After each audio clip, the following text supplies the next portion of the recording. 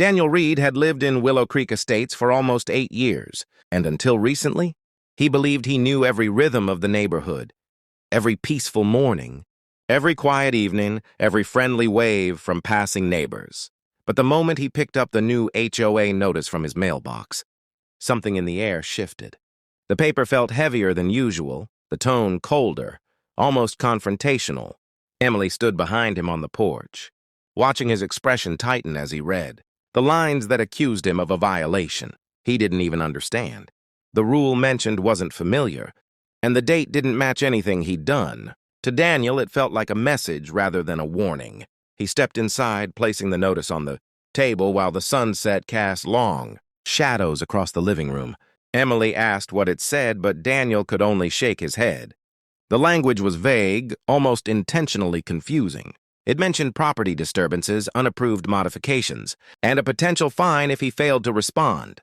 But the bizarre part was that none of it was true. He hadn't made any changes. He hadn't broken any guideline. The accusation came out of nowhere. Daniel had always been quiet and cooperative, never causing trouble. That's why the sudden hostility felt strange. It didn't feel like a mistake. It felt like a move. Emily tried to reassure him, but his instincts whispered something. Someone was trying to push him into a confrontation. He couldn't shake the image of Mr. Charles Garrison, the HOA president, always patrolling the street with a clipboard and a critical stare. For months, Daniel had sensed a shift in Garrison's attitude, something sharper, more personal. He reread the notice, looking for clues, but every sentence seemed crafted to provoke confusion. Emily suggested emailing the board, but Daniel wanted answers face to face. If someone was targeting him, he needed to know why. The neighborhood's silence suddenly felt unsettling, as though everyone else already knew something he didn't. As he stood by the window, watching porch lights flicker on house by house, Daniel realized this wasn't just a notice. It was the first move in something larger. He took a deep breath and folded the paper, placing it back on the table. "This isn't a mistake," he said quietly. Emily didn't argue. She sensed it too. Something was beginning, and whatever it was, it wouldn't be simple. The calm life they were used to was slipping away, replaced by a tension neither of them could name. Daniel felt it in his chest, a slow tightening, an instinctive warning. He didn't know it yet, but this was the moment everything in Willow Creek Estates would change. Daniel didn't sleep much after receiving the notice. Each time he closed his eyes, the words replayed in his head. Violation, non-compliance, disciplinary action. By morning, he had made up his mind. He wasn't going to send an email or wait for another letter.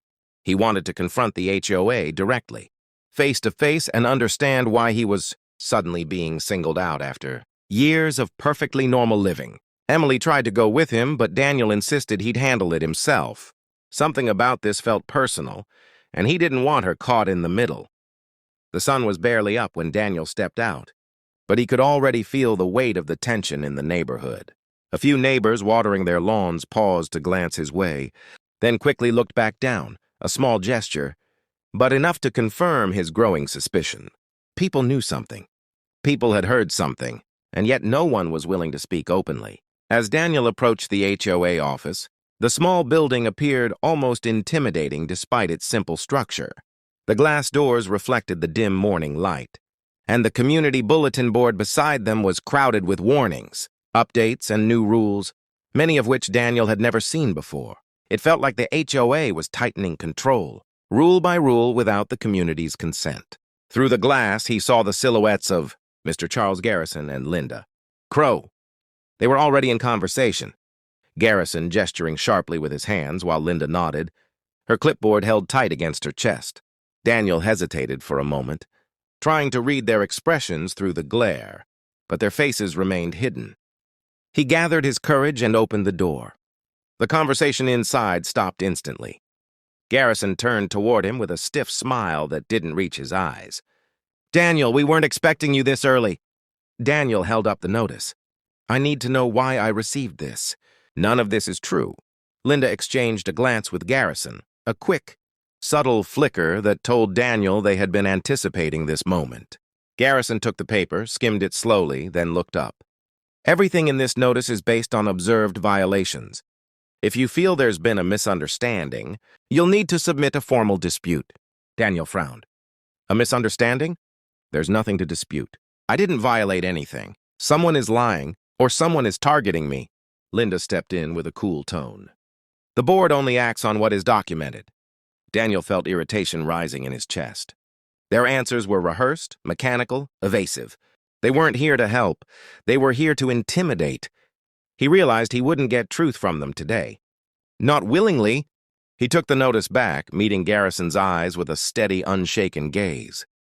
I'm not letting this go. As Daniel walked out of the office, one thing became clear. This conflict wasn't an accident. It was a plan, and it had only just begun.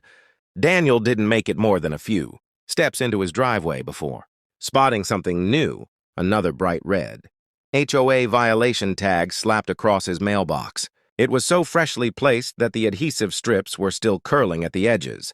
The moment he pulled it off, a feeling of disbelief washed over him. This one claimed he had unauthorized exterior modifications, even though nothing about his house had changed in years. The siding, the paint, the landscaping, everything was exactly as it had always been. Emily came outside after noticing him standing frozen in place. When she saw the tag in his hand, her shoulders sagged. Another one? She asked quietly. Daniel only nodded, the muscles in his jaw tightening as he handed her the paper. She scanned it, shaking her head slowly. This doesn't even make sense. What modification? There's nothing here. Daniel knew she was right. He walked around the front yard just to double-check, feeling ridiculous for even trying. Every bush was trimmed, every stone in its usual place, every board unchanged. Still, the HOA had filed another violation, second in less than 12 hours. Emily followed him, her expression shifting from confusion to concern.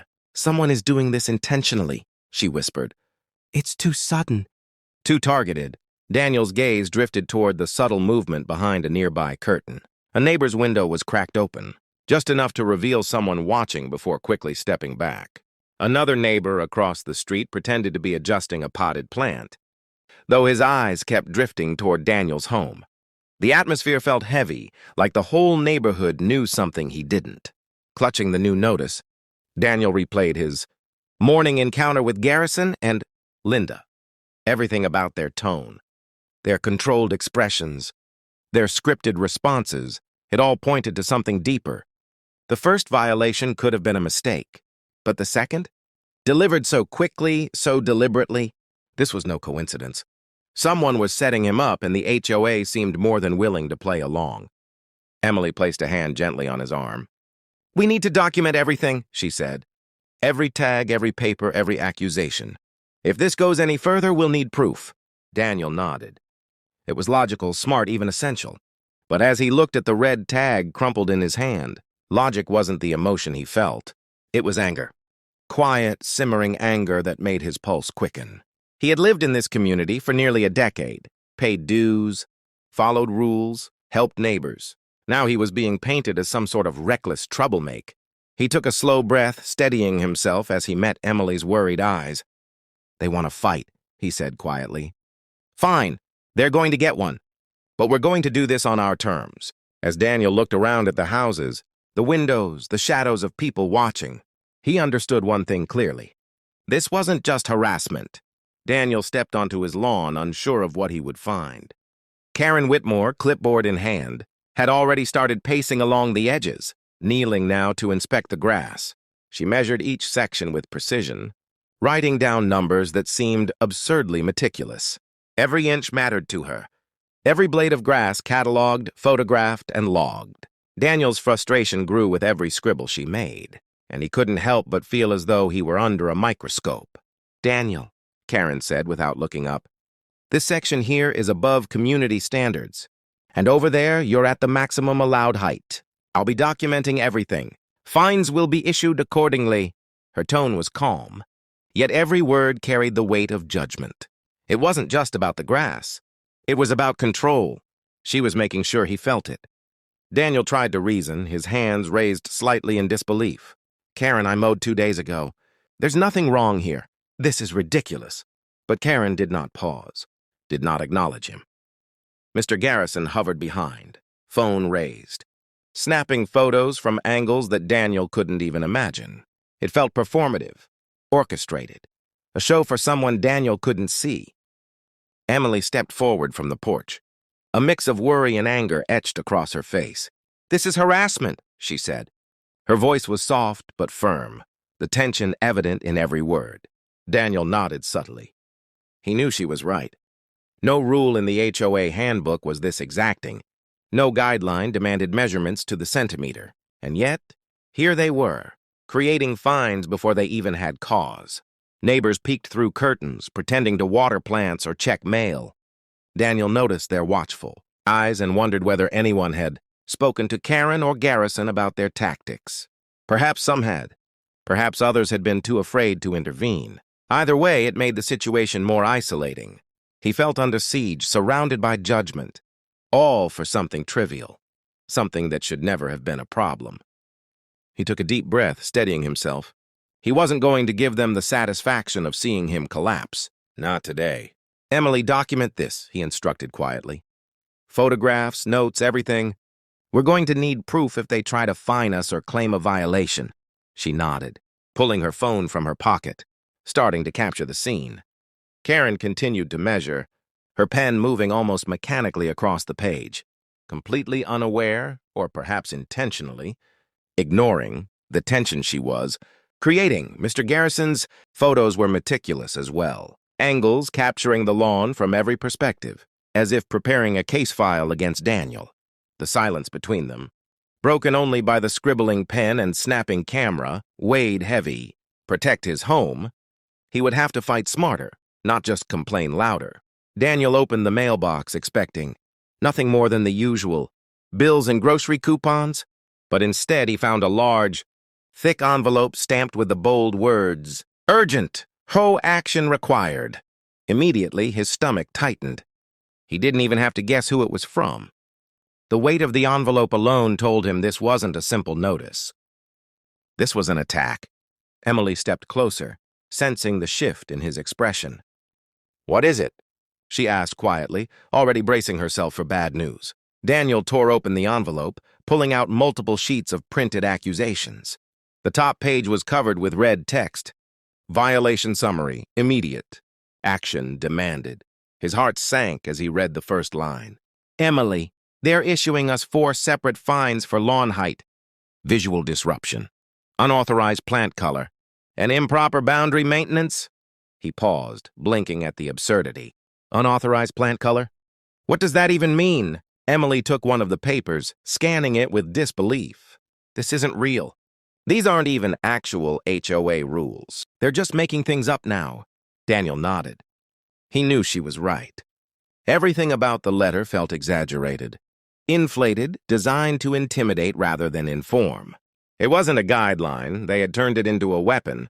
As he flipped through the pages, he noticed photographs attached, close-ups of grass blades, measurements taken down to the millimeter, and even a photo of a small yellow flower that had grown near the fence. Karen had circled it in red ink with the words, "Non-compliant flora." Daniel let out a frustrated sigh. "So now a tiny flower is a violation?" Emily wrapped her arm around his, grounding him. "This is targeted. They're going after you deliberately." Just then, movement caught Daniel's eye.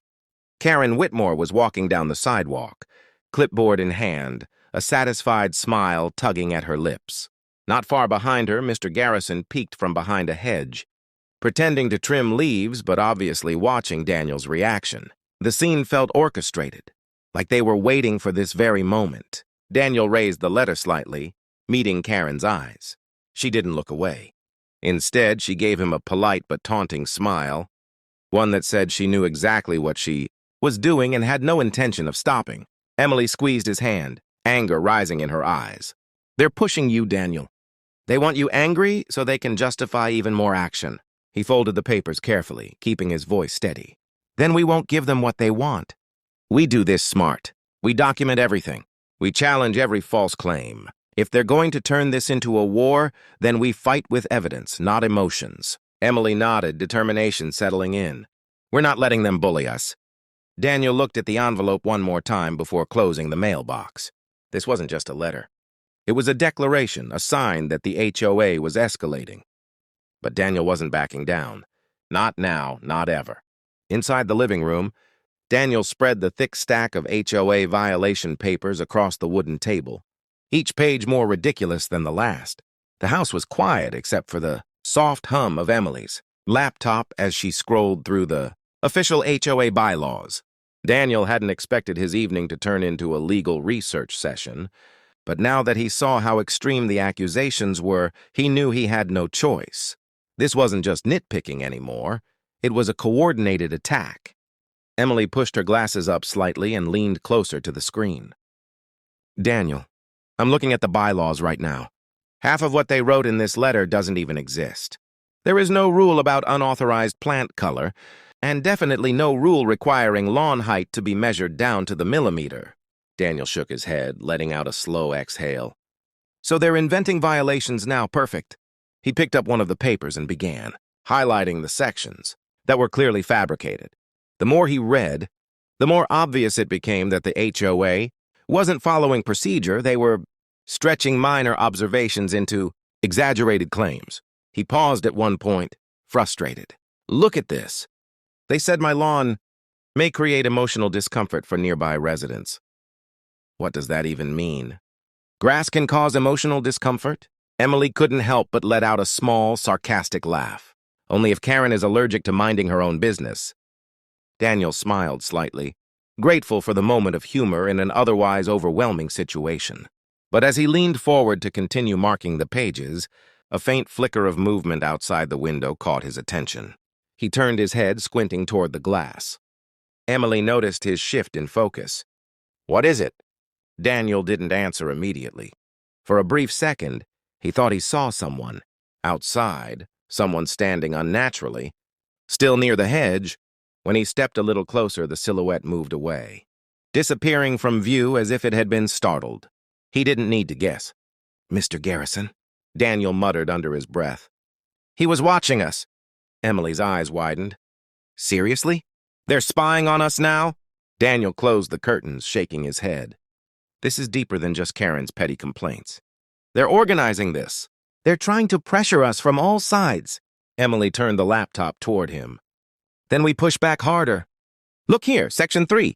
Subsection B, homeowners have the right to contest any violation that is not in accordance with the official HOA manual. We can request a formal review. And if they deny it without evidence, we can escalate to the Neighborhood Review Committee. Emily reached for his hand. You're not doing this alone. We handle this together. Daniel looked at the scattered papers, feeling the weight lift slightly. They weren't powerless, not if they were smart. And now the HOA had no idea what was coming. The next morning, Daniel stepped outside with a clear purpose. If the HOA wanted evidence, he would collect it better than any of them expected. He held his phone steady in his hand, recording every inch of his property.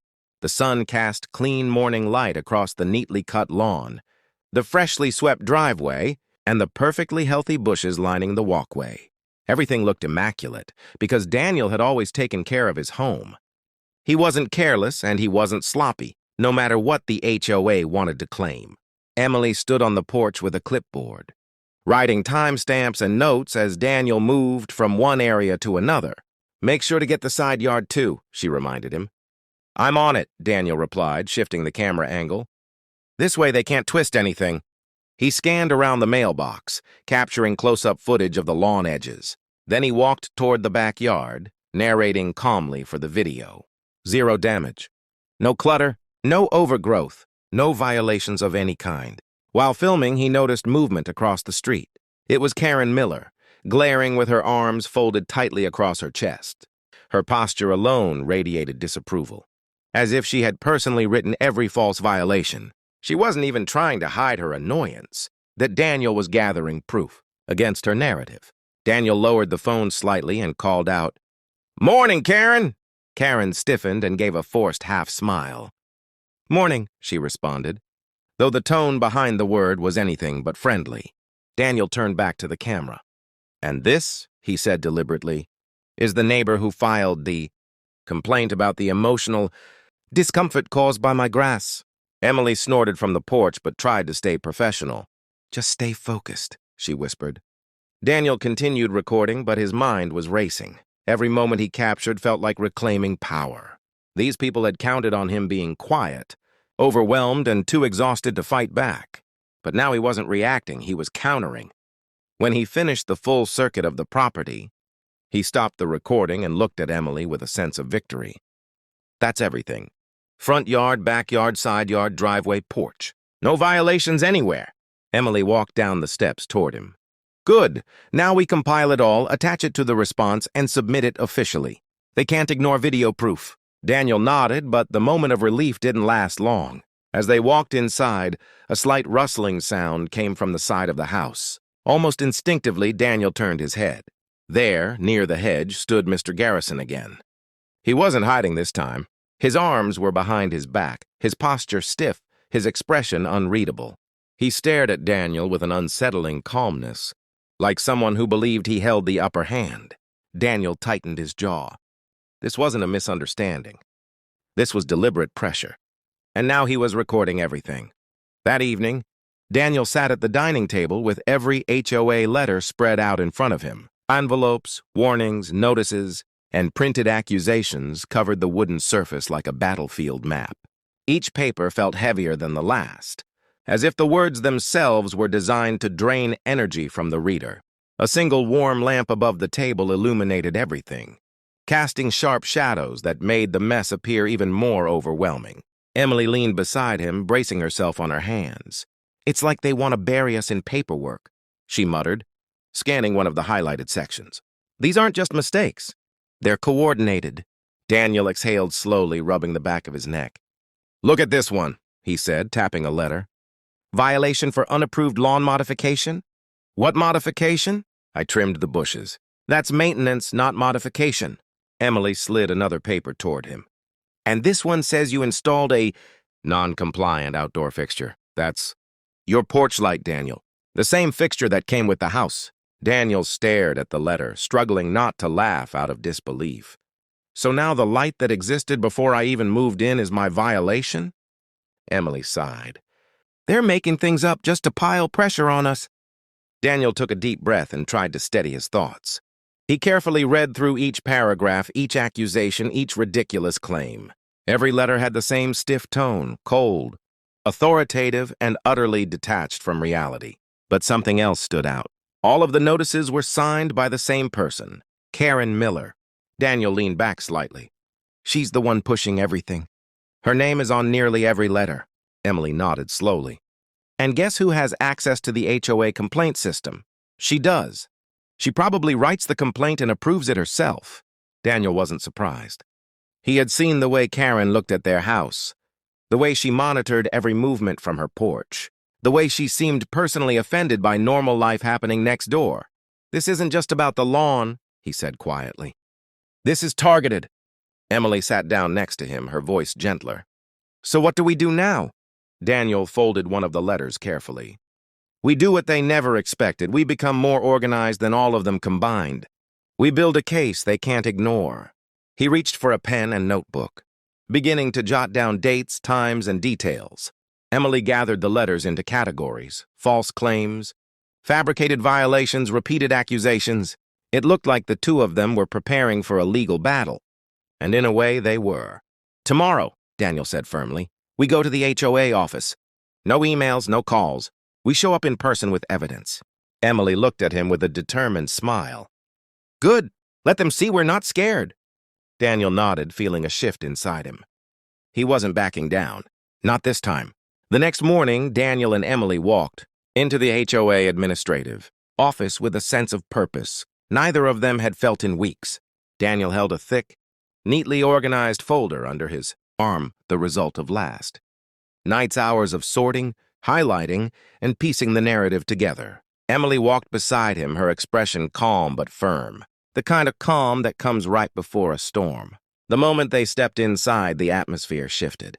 The office was bright and sterile, the kind of place meant to look friendly while hiding the weight of authority behind it.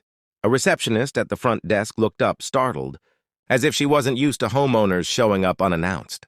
"Good morning," Daniel said, trying to keep his voice steady but assertive. We need to speak with whoever handles violation notices. The receptionist blinked. That would be Karen, but she's not. Emily cut in, placing a gentle but decisive hand on the desk. We're not leaving until we speak to someone who can explain these letters. The receptionist hesitated, her eyes flicking toward an office door with a frosted glass window. She swallowed hard, then stood up. One moment, please. As she disappeared behind the door, Daniel glanced around. Filing cabinets lined the walls.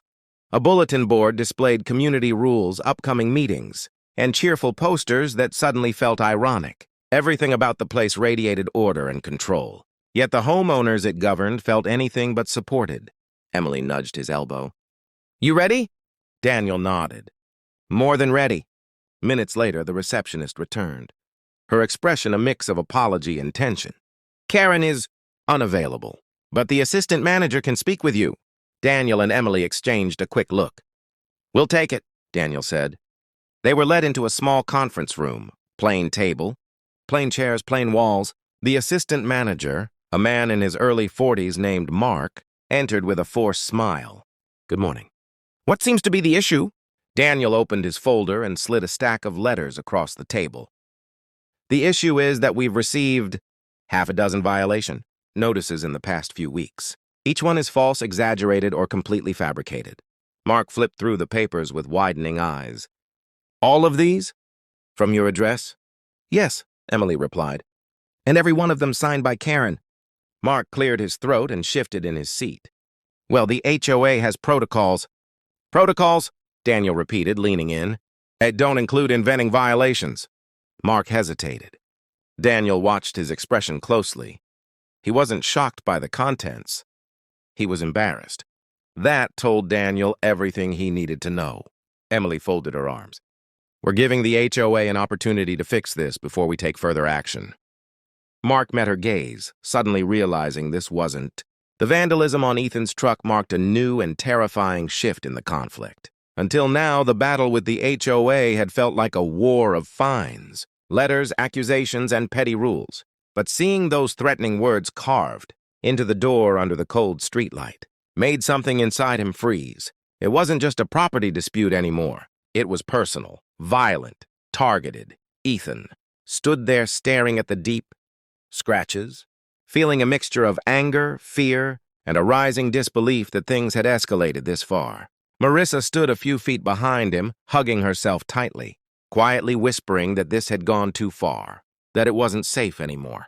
Her voice trembled, and for the first time since the conflict started, Ethan saw genuine fear in her eyes.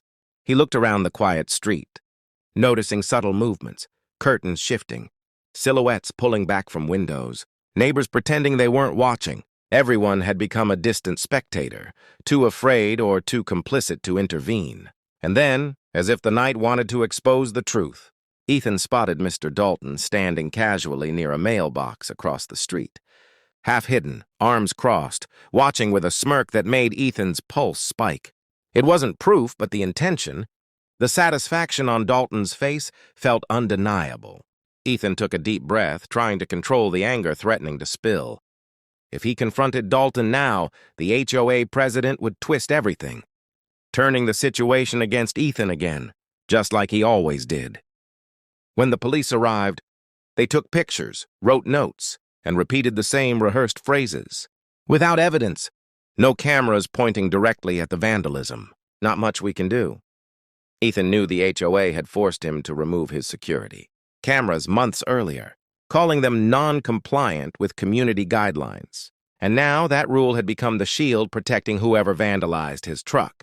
The officers drove away, leaving behind nothing but flashing reflections fading on the pavement. The sense of helplessness pressed heavily against Ethan's chest. Marissa touched his arm softly, reminding him that they couldn't keep living like this. They had to choose between fear and standing their ground. Ethan realized that every escalation, every intimidation tactic, every attempt to corner him had led to this exact moment. The HOA wanted to break him, financially, mentally, emotionally, until he surrendered. But standing there beside the damaged truck, he felt something shift. Not fear, not defeat, determination. This incident wasn't the end of the fight. It was the turning point. Ethan walked into the HOA meeting room that evening with a calm intensity that instantly shifted the atmosphere.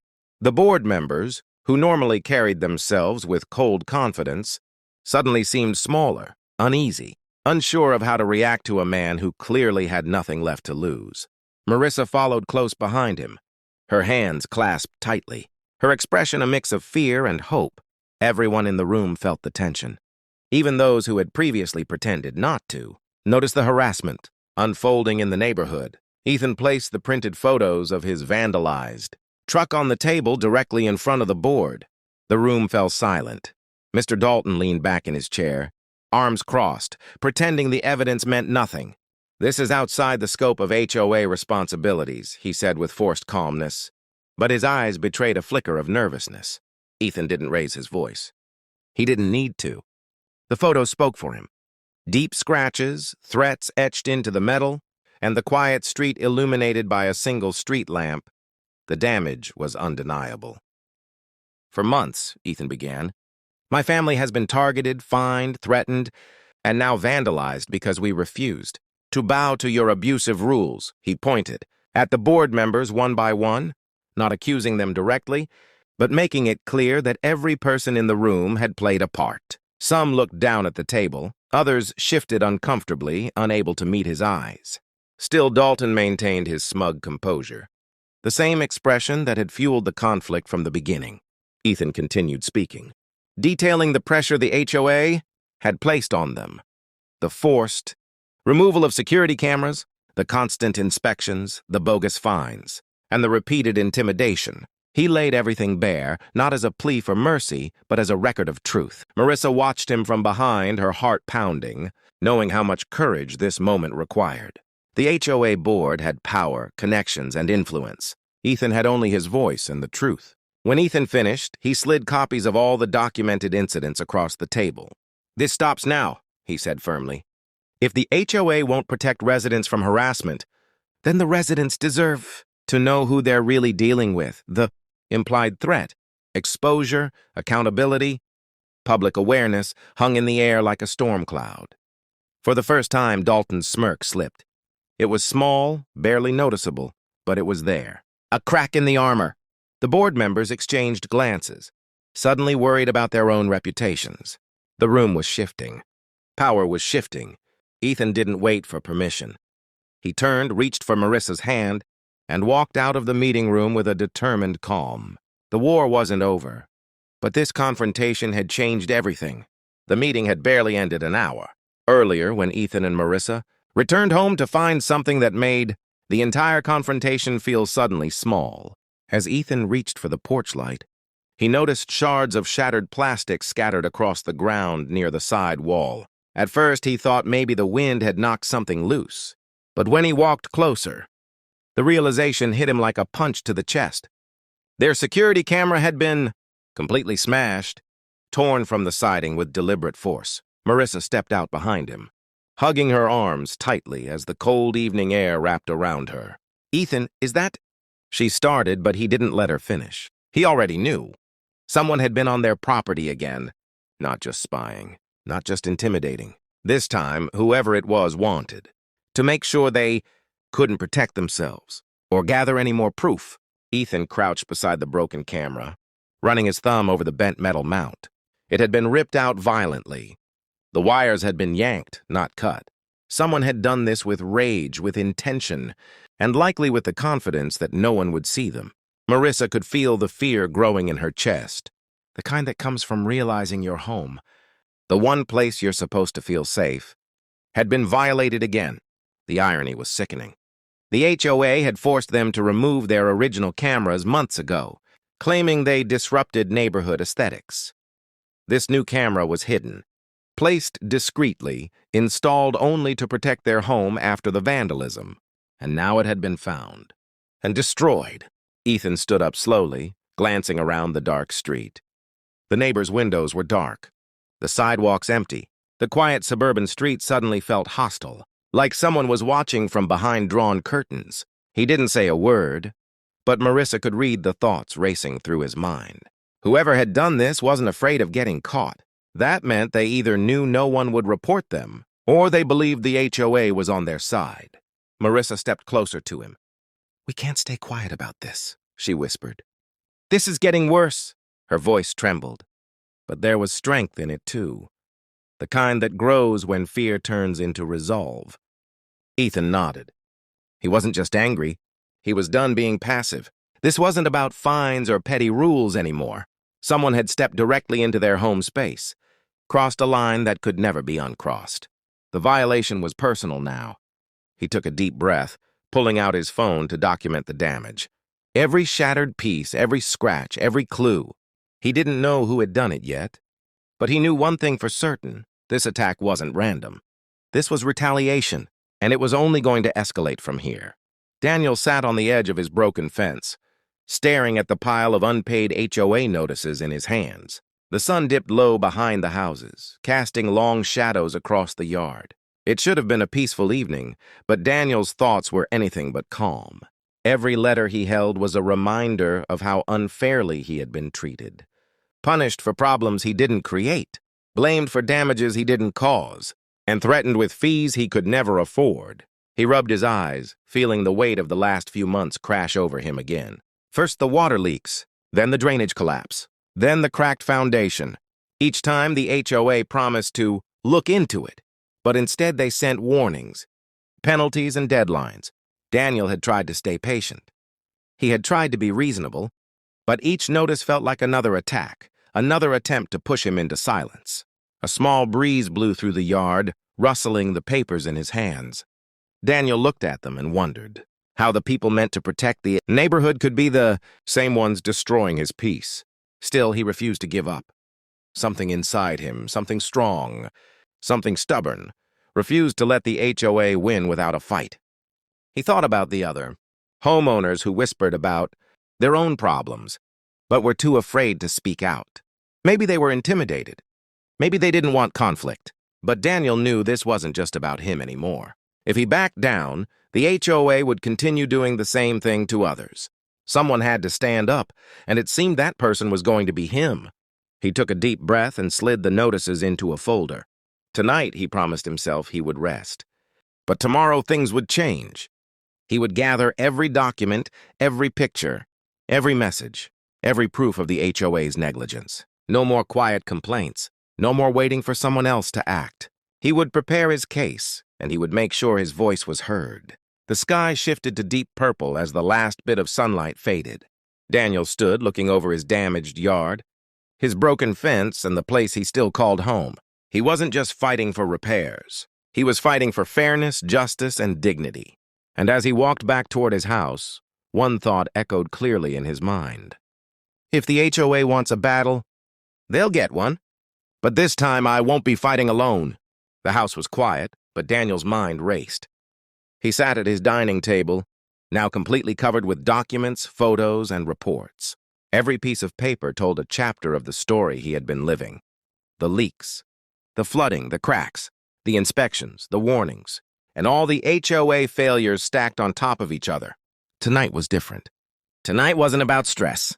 Tonight was about preparation. Daniel opened his laptop and created new folders. Evidence, drainage issues, water damage, HOA negligence, and communication records. He began placing scanned copies of letters and photographs into each one. The more he organized, the clearer the entire picture became. This wasn't a small problem. This was a pattern of the HOA ignoring him, dismissing him, and blaming him for damages caused by their own poor maintenance. As he worked, Daniel felt something he hadn't felt in months: control. For once, the situation wasn't pushing him. He was pushing back. Every document he reviewed reminded him why this fight mattered. Each photo of the flooded yard, each inspection note, each unpaid notice, all of it fueled his determination. He paused for a moment and took a slow breath. He knew this wasn't going to be easy. HOAs had power, connections, and confidence built over years of intimidating homeowners. But Daniel had something stronger: truth. And now he had the evidence to prove it. The lamp above him flickered slightly, casting shadows on the messy table. Daniel picked up a picture of the broken drainage pipe, the one the HOA never repaired. That single image had caused months of problems, But tonight it represented something else, the starting point of his case. He opened a document on his laptop and began typing a timeline. Dates, events, complaints, replies, or the lack of replies. As he typed, frustration slowly turned into clarity. The more he organized, the stronger his position became. Daniel sat back in his chair looking over the table. He wasn't just gathering papers. He was building a shield made of facts, proof, and persistence. And he knew the HOA wouldn't expect this level of preparation from him. For months, they assumed he would complain, get tired, and give up. But they were wrong. The same man they ignored was now assembling a case they couldn't deny. And when the time came, he would walk into their office with everything they had refused to see. As the clock passed midnight, Daniel felt a quiet sense of confidence. For the first time, he believed he could win. Not because he was loud, but because he was right. He closed his laptop gently and whispered to himself, "This isn't revenge. This is justice, and I'm finally ready." The final chapter of our journey begins under the soft glow of the sunset, as Ethan, Mia, Olivia, and even Mr. Dalton gather in front of the newly restored community garden, after weeks of tension, conflict, and heavy emotional storms. The air now feels calmer, like the atmosphere finally learned how to breathe again. Ethan looks over the vibrant rows of flowers and vegetables, each plant standing like a symbol of what perseverance, unity, and courage can create when people refuse to give up. For the first time in a long while, he feels something settle inside him. It isn't just satisfaction, it's closure. Mia stands beside him, proud of how Ethan handled every challenge, from confronting the truth about the HOA to exposing the hidden issues that had been ignored for far too long. Her voice is soft but steady when she tells him that real change never comes from shouting the loudest. It comes from choosing to rise even when everything tries to pull you down. Olivia joins them, reminding Ethan that despite all the chaos they faced, their fight was never about winning a battle against a person. It was about fighting for the community that deserved better. As Mr. Dalton approaches, the atmosphere shifts. The man who once hid mistakes behind excuses now stands with humility. There is no anger in his eyes, only the weight of responsibility and a silent understanding of the damage caused. When he finally speaks, his apology feels genuine. He admits he should have listened sooner, should have acted sooner, and most importantly, should have trusted the people who were trying to protect their neighborhood, not tear it down. For the first time, Ethan sees him not as an enemy, but as someone who lost his way and finally found the courage to correct it. The neighbors gather around, celebrating the resolution and the renewed sense of harmony. Children laugh as they run along the edge of the garden, and families take pictures beside the fresh paint and fully repaired structures. The community feels alive again, stronger than it has been in years. Ethan realizes their story isn't just about a conflict. It's about transformation. It's about ordinary people taking a stand, refusing to stay silent, and proving that even the most complicated situations can lead to something better when people care enough to push through. In this moment, with the wind carrying warmth instead of worry, Ethan understands the true takeaway. Sometimes you don't fight battles to win. Sometimes you fight them so no one else has to. And as the sun dips below the horizon, painting the sky in hues of gold and red, he knows their journey has finally reached its well-earned ending.